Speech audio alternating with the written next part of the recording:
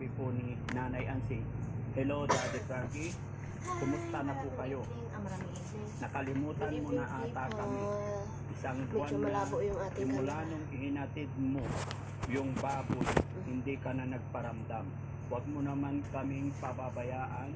Alam mo naman na ikaw lang ang inaasahan namin. Malaki na yung mga baboy. Palakasan mo nga daw. Ang Okay mahal naman, pala hindi ng naman pagkain nila. makaka-copyright. Balak ko sana litsunin Ha? yung isa sa birthday Hindi ng naman anak mo. makaka-copyright. Para naman may handa kami.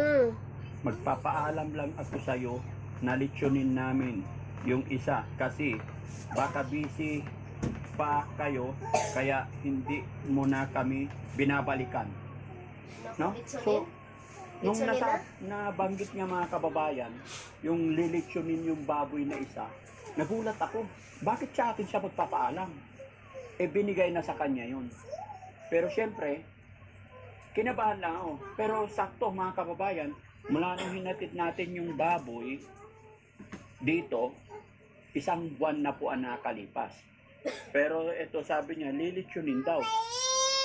Para sa akin mga kababayan, kasi binigay na yun, wala na akong pakialam at hindi rin naman ako nagbigay. Nakakagulat mga kababayan yung message niya.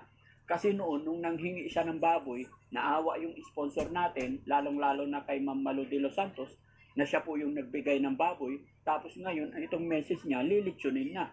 Dahil mahal daw, di ba? Malaki na yung baboy at ang mahal pala ng mga pagkain.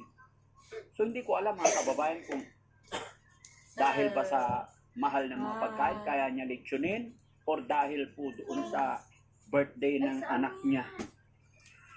Kasi para may paghanda daw, no? So, doon ako nagka-interest para hindi na nakaya sa sponsor. Kakausapin natin siya mga kababayan para malaman natin, samahan niyo po ko. Tawagin natin. Sana dito siya. Nanay Ansing! Dancing? Ay. Yes. Kumusta ka na? Hindi nga ako okay daw, Frankie. Bakit? Ano, kasi yung pagkain ng baboy, medyo mabigat din pala sa bulsa. Bakit?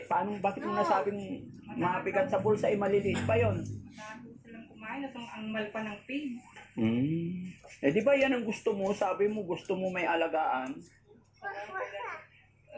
Bakit ngayon lang kayo pumunta dito? Pasensya ka na, medyo busy. Medyo matagal-tagal din kayo hindi napasyal dito. Oo, napunta ako dito kasi nabasa ko yung text mo sa akin. Nag-chat nga ako sa'yo. Bakit? Bakit? Anong nangyari? Ba't ililitsyon mo na yung